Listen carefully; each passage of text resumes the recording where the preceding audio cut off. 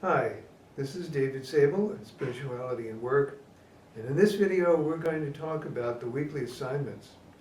They're a little different than the weekly assignments you may be used to from other courses, even different than some of the courses that I've done with some of you in the past. It's going to begin with meditation, mindfulness meditation. And why do we want to introduce mindfulness meditation? The reason is so that we can begin the assignment with a clear mind, a settled mind.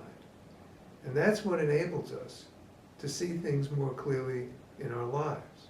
Training the mind this way will be of benefit to you, not only to do the assignment here, but in many applications in your life. This is not particularly a religious approach. What we're going to be introducing here is a practice that's actually used at Google. It's actually used in many different major corporations. And there's scientific evidence that shows the benefits of being able to practice mindfulness to begin your work task and in the midst of communication with other people as well.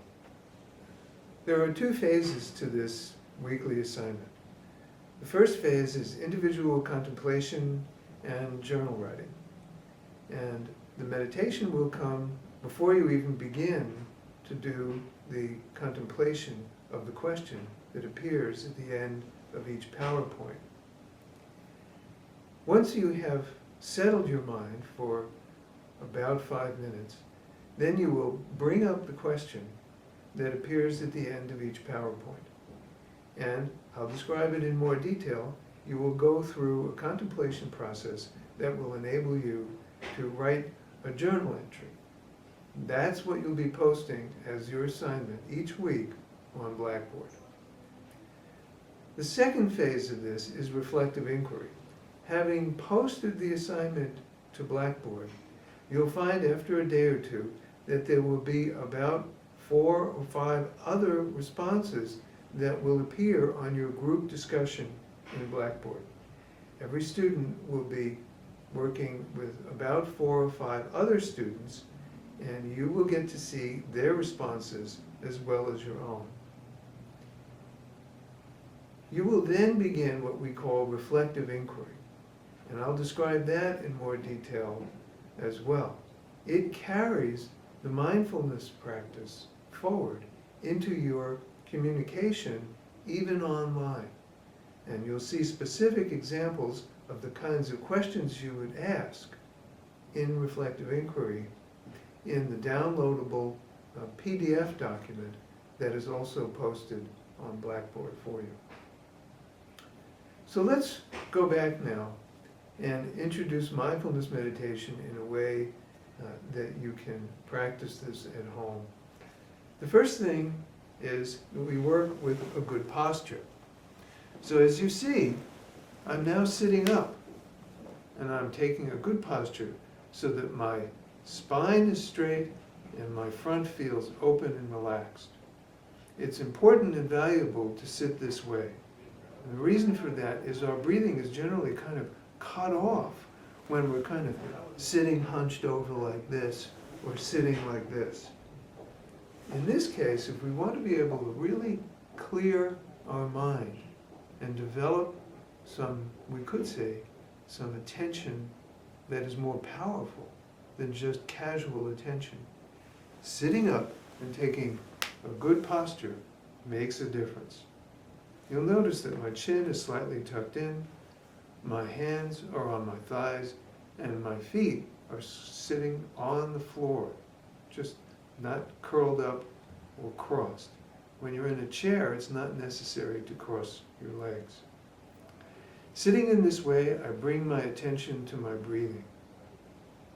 And my breathing is natural. I'm not trying to manipulate it. Whatever it is that occurs in your experience is part of the meditation practice. So, immediately, I start thinking about lunch. Now I start thinking about my friends and what we're going to do after school today. Well, those are just thoughts, and we're not trying to get rid of them. we're trying to just stay right here in the present moment. So I bring my attention back to my breathing. On the out-breath, there's a natural sense of letting go. On the in-breath, there's a sense of being really present right here in the body. And the thoughts are not bad, and we're not trying to get rid of them. We're noticing how our mind works. And we're trying to settle the mind by coming back again and again, very gently, without any special judgments, just to this present moment. So you could pause the video right now and just try that for a moment. Why don't you do that?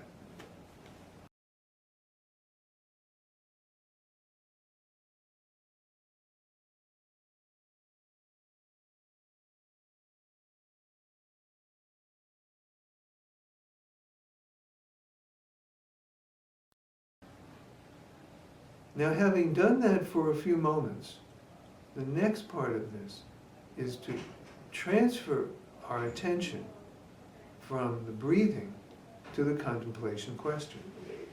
So now you would have your PowerPoint file open and you'd look at the end question of each PowerPoint file. And at the end question, you would transfer that attention to the words of the question and let that be the anchor to the present moment. So you might be asking yourself, for example, what is the meaning of spirituality for me? And here you hold your attention to that, coming back again and again to the question rather than the breathing. This trains the mind to stay focused. And that's one of the first skills that helps us develop good communication skills. Having spent a minute or two just saying the question and the words over to ourselves, you can then begin the second part. And that is to open the awareness and pay attention to what we call the felt sense. So now it's not just the words of the question, it's how you are responding to the question. And I mean even inside your body. So the felt sense is not exactly just a sensation, but it's not concepts and words either. It's how your body knows what it knows. It's how you hold questions and how you hold your whole life situation. This kind of knowing is a little different than we're used to in the academic world. But it's actually always going on and influencing our reasoning, what we think of things, all the judgments we make. Here, we're including it, and we're becoming mindful of the felt sense. So here's the question. I've said it over to myself. What is the meaning of spirituality? And now I'm paying attention to how that makes me feel underneath, even though I might not have words for it yet. And it's at that point that I begin to take another moment, and you can do this for less time, just maybe 1 to 2 minutes, just paying attention to the felt sense. Having done that, you can begin to find the words that are fresh, that actually capture your experience of what this question means to you. And you can begin writing. You can do this by computer, you can do it in pencil and paper, whatever suits you in your situation. And we're not looking here for a long essay, no more than a page, a couple of paragraphs. It's not a word count. I'm looking for the quality of your communication, not so much the quantity of your communication.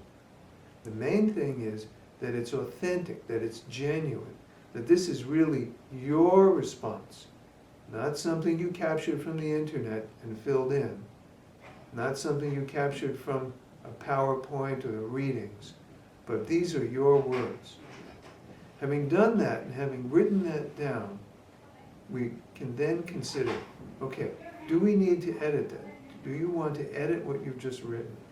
Would it be a good idea, maybe, before you post this to Blackboard, to take it by the Writing Center at St. Mary's to see if this communicates well to other people. Now, you don't always have to do that. You may not have to do it at all.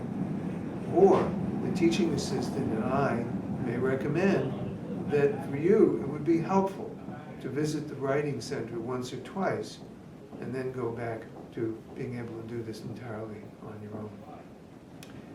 So that is the first phase of the practice, and it's how we introduce mindfulness and bring it into your weekly assignment. The second part of the assignment is called reflective inquiry, and it carries forward the same principles of mindfulness meditation. That is, that it's a gentle inquiry without making judgments at first about what other people have written.